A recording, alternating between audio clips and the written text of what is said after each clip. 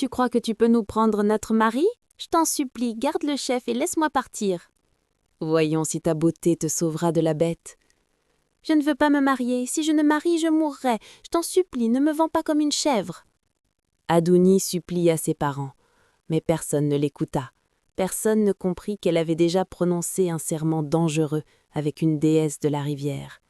Ils venaient de commettre une terrible erreur qui allait changer leur vie à jamais.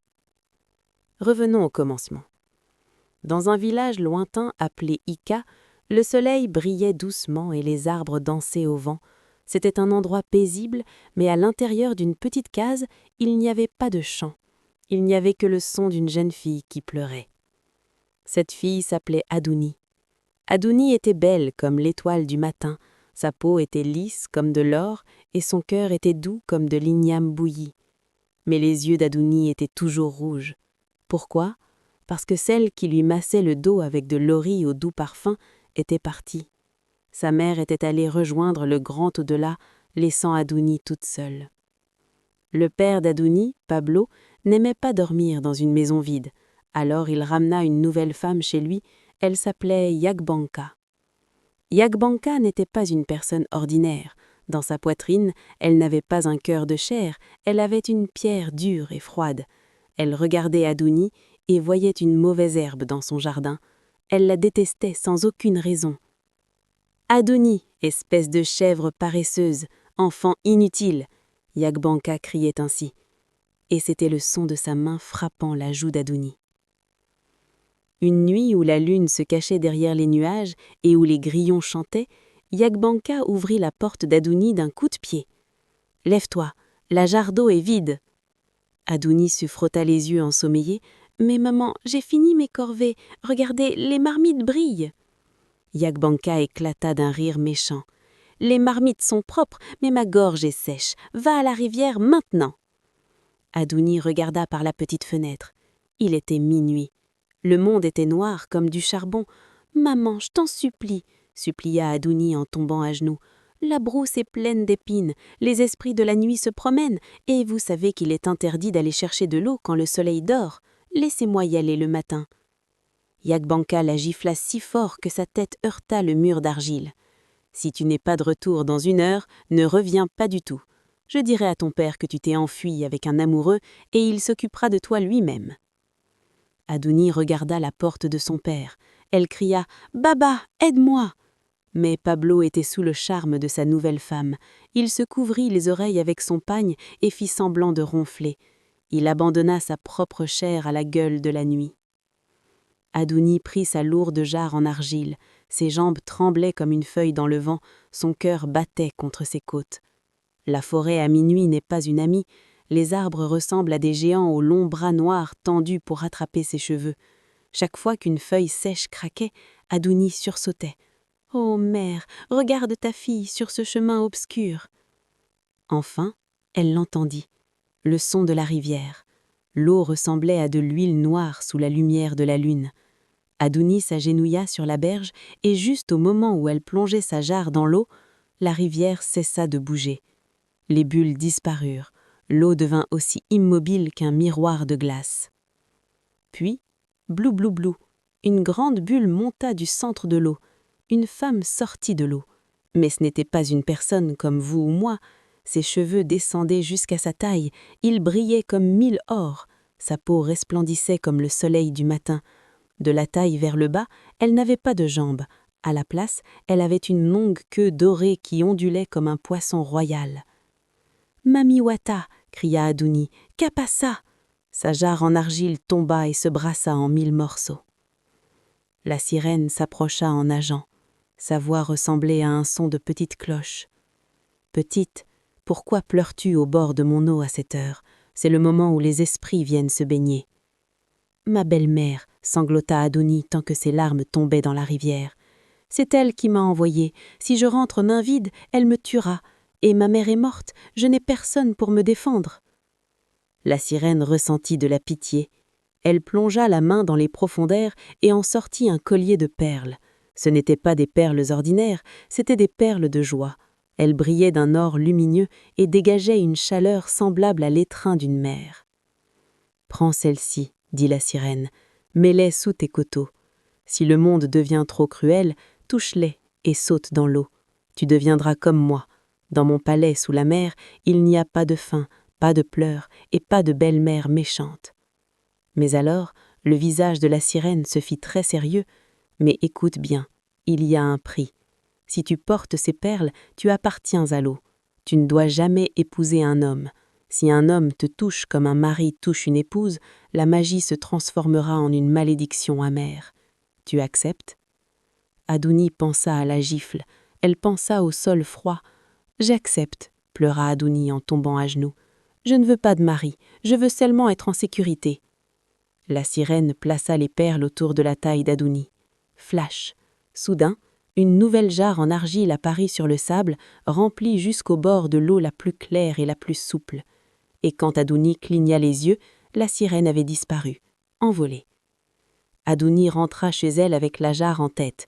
Quand Yakbanka la vit, ses yeux faillirent sortir de leurs orbites. Mais Adouni ne dit rien. Elle alla juste dans son coin et s'endormit avec un petit sourire du fez. Depuis ce jour-là, Adouni resta éloignée des garçons. Elle s'enfuyait très vite s'ils essayaient de s'approcher.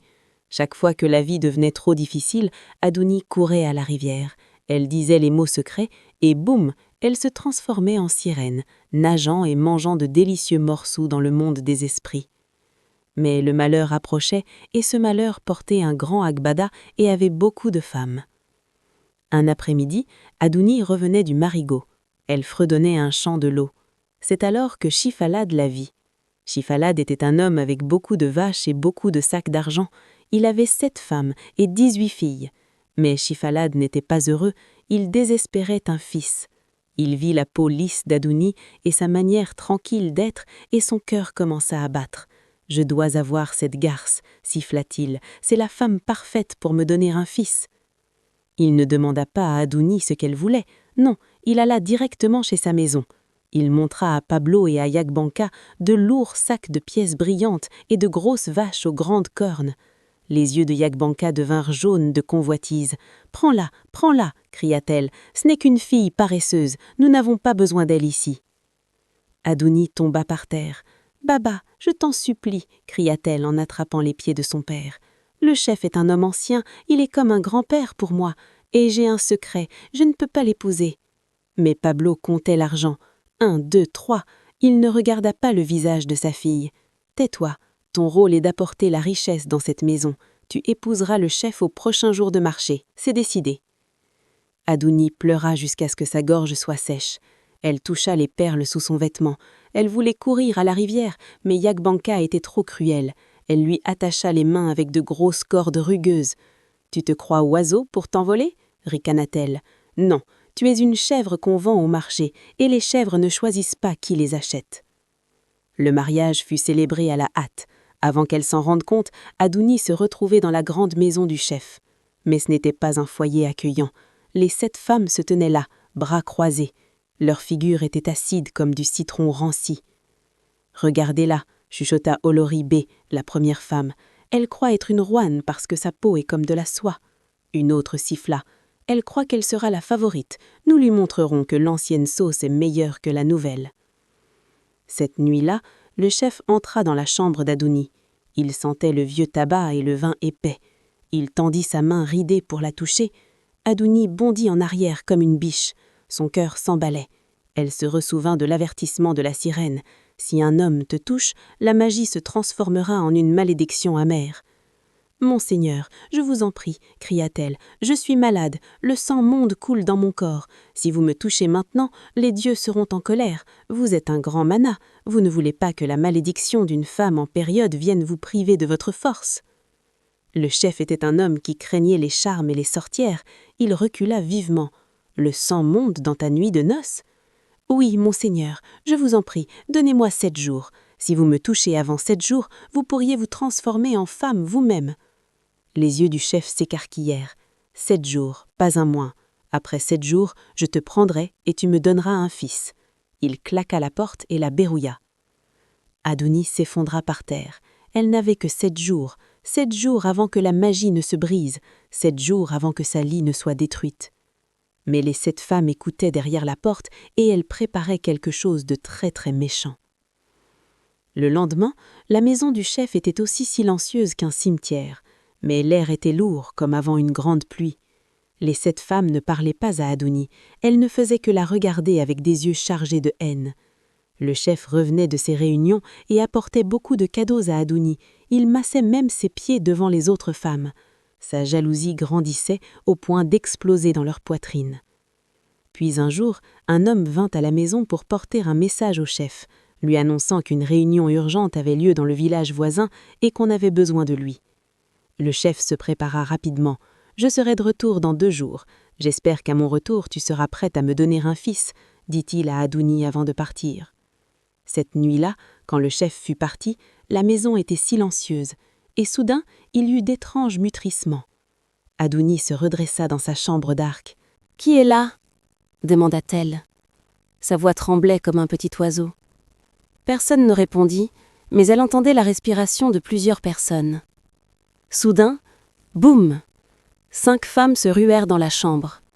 Avant qu'Adouni puisse crier, un lourd objet en bois, le jambre qu'on utilise pour piler l'igname, fendit l'air. Le bois frappa Adouni à la tête. Des étoiles se mirent à danser dans ses yeux. Tout devint flou. Elle sentit quelque chose de chaud comme dicté couler sur son visage.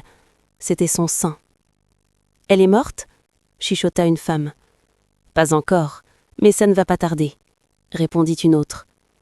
Adouni essaya d'atteindre ses perles dorées, mais ses bras étaient lourds comme des pierres. Les femmes l'enveloppèrent dans une natte sale et malodorante et l'emportèrent dans la nuit noire. Quand Adouni rouvrit les yeux, le monde était gris. Elle n'était pas dans un lit.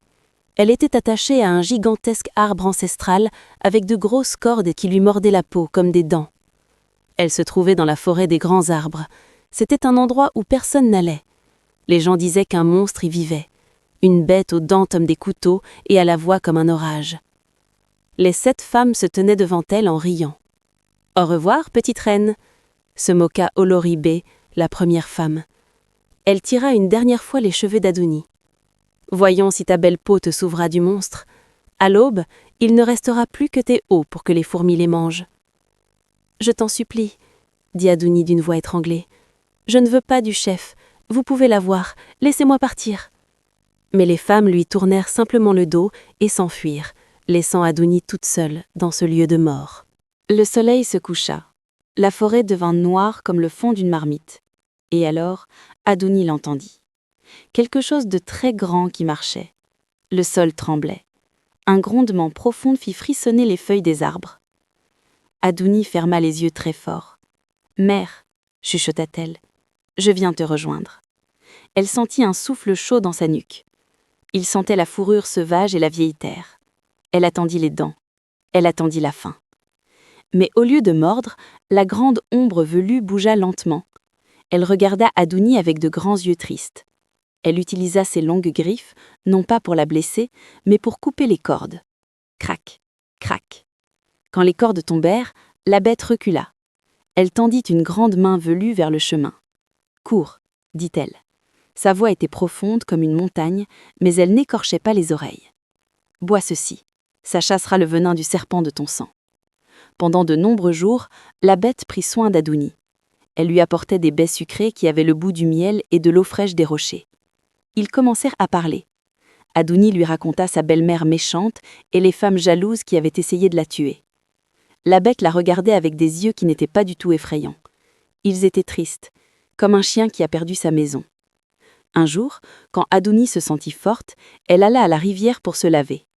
Elle vit une vieille femme porter un grand tas de bois de chauffage. Le dos de la femme était courbé comme un bâton sec. « Attends, grand-mère, laisse-moi t'aider, » dit Adouni. Elle porta le bois. Elles marchèrent un moment. Puis soudain, la vieille femme lui demanda de poser le bois. Quand Adouni regarda autour d'elle, il n'y avait aucune maison. La vieille femme se retourna et commença à briller comme une luciole. « Tu as un cœur d'or, fille de la rivière, » chuchota la femme. Elle plongea la main dans son vêtement et en sortit une petite jarre en argile ornée de coquillages blancs. « C'est la jarre du souffle unique, » dit la femme. « À l'intérieur se trouve un vœu, un seul. Tu peux souhaiter de l'or, ou tu peux souhaiter la mort de tes ennemis, ou tu peux souhaiter la vie. Mais quand tu l'utiliseras, la jarre se brisera. Choisis bien, Adouni. Et alors la vieille femme se transforma en fumée blanche et disparut. Cette nuit-là, Adouni s'assit avec la bête. Elle ne cessait de penser à ce que la vieille femme lui avait dit. « Tu as l'air perdu. Ça va ?» demanda la bête. « Je vais bien. Je me demandais juste comment une bête comme toi parle comme un être humain ?» répondit Adouni, la voix calme. Mais alors la bête soupira. « Adouni, » dit la bête doucement, « je n'ai pas toujours été un monstre. J'étais un prince. Mon nom est Adoyer. Mon propre oncle était avide de la couronne, alors il paya un mauvais herboriste pour me transformer en cette chose. Il me jeta ici pour que le monde m'oublie. Tu es sérieux? Ton propre oncle t'a fait ça? » Adouni était bouleversée. Elle le regarda. Elle ne voyait plus la fourrure. Elle ne voyait plus les griffes. Elle voyait un homme qui était solitaire, tout comme elle. Au fond de son cœur, elle commençait à aimer la bête. Mais alors elle se souvint à l'avertissement froid de la sirène. Tu ne dois jamais appartenir à un homme. Dans le village d'Ika, l'air était lourd et amer. Le chef Alad était revenu de son voyage et appelait sa nouvelle femme. « Adouni, viens saluer ton mari !» criait-il. Mais seules les 7 femmes se présentèrent. Elles prirent des airs lugubres comme des masques funèbres. Olori Bey se mit à verser de fausses larmes. « Oh, notre mari, un grand malheur est arrivé. Adouni est allé à la rivière laver ses vêtements et les esprits de l'eau l'ont emporté. Nous n'avons trouvé que sa jarre brisée. Elle est partie. » Au fond d'elle, les femmes dansaient de joie. Elles croyaient que Adouni était déjà la nourriture des fourmis dans la forêt des grands arbres. Mais les 7 femmes ne savaient pas que le jour où elles étaient entrées dans la forêt pour commettre ce mal, elles avaient réveillé Ogoro, le dieu des animaux. Ce même matin, les femmes se réveillèrent, avec un choc. Olori Bey se regarda dans son miroir et poussa un cri. Ses oreilles devinrent longues et velues, comme des ânes. Une autre femme commençait à pousser des plumes sur les bras, et une troisième ne pouvait plus que bêler comme une chèvre affamée. Les villageois s'enfuyèrent en criant que les femmes se transformaient en animaux. Le chef devint inquiété et effrayé. Il courut voir le babalaou pour poser des questions. « Tes femmes ont commis un grand mal, et elles doivent avouer. Sinon, elles mourront, » dit le babalaou. Au fond de la forêt, Adouni tenait la jarre du souffle unique. La lumière blanche à l'intérieur brillait comme une étoile captive. Elle regarda la bête et chuchota. « J'ai un secret. Cette jarre peut m'accorder n'importe quoi.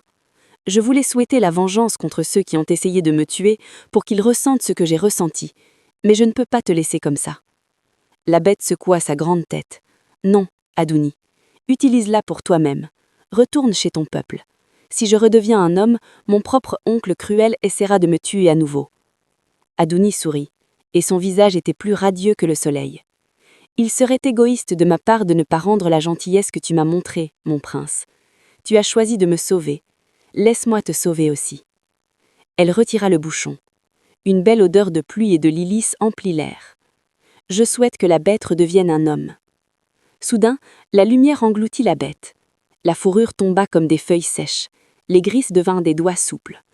Quand la lumière s'effaça, se tenait un homme aussi beau qu'un dieu, vêtu de robe blanche. « Adouni !» cria le prince Adoyer, en la serrant dans ses bras. « Merci infiniment. Je n'oublierai jamais cette faveur. Viens, allons à mon palais. » Adouni était heureuse, mais alors elle sentit un frisson froid. Elle se souvint de la promesse de la sirène. « Tu ne dois jamais appartenir à un homme. Si je t'appartiens, la rivière me détruira. Allons voir la sirène ensemble. Nous affronterons l'eau ensemble, » dit le prince. Ils marchèrent ensemble jusqu'à la rivière. « Tu dois rester ici. J'irai la voir moi-même. C'est ma croix. Laisse-moi la porter seule, » dit Adouni, en entrant dans les vagues et en chantant le chant des esprits. Clash!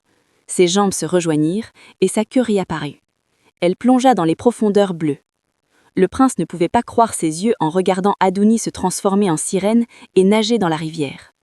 Sous l'eau, les yeux de la sirène étaient comme 2 éclairs. « Tu as brisé la loi, » rougit la sirène. « Tu as donné ton cœur à un homme de la terre. » Adouni s'agenouilla sur le sable de la mer. « Grande mère, j'étais une enfant terrorisée quand j'ai fait cette promesse. Je croyais que tous les hommes étaient comme mon père. Mais cet homme m'a montré de la quintesse. Reprends tes perles, reprends ta magie. Laisse-moi juste être une femme qui aime. » La sirène regarda la surface. Elle vit le prince Adoyer stendu sur le rivage, prêt à sauter dans les profondeurs pour retrouver Adouni, même s'il ne savait pas nager. La sirène poussa un long soupir bouillonnant. Le vrai amour est magie plus ancienne que la mienne, chuchota la sirène. Elle toucha la taille d'Adouni. Les perles dorées se transformèrent en bulles. Les jambes d'Adouni redevinrent des jambes. Va, fille de la terre, tu es libre. Mais dis à ton prince que s'il te fait jamais pleurer, la rivière s'en souviendra. Adouni sortit de l'eau comme une fleur fraîche. Le prince l'emmena dans son palais. Et quand le cruel oncle aperçut le prince, il cria « Un fantôme !» Le prince donna immédiatement l'ordre et il fut traîné dans le cachot. Mais Adouni avait encore une chose à faire. Elle retourna dans la maison de son père. Elle vit son père et Yakbanka recourir vers elle dans l'espoir d'argent. « Ma fille, » dit Yakbanka, en se précipitant pour la serrer dans ses bras. « Je ne suis pas ta fille, » leur dit-elle froidement. « Vous m'avez vendue comme une chèvre. Maintenant vous travaillerez votre propre champ et ne mangerez que ce que vos mains pourront planter.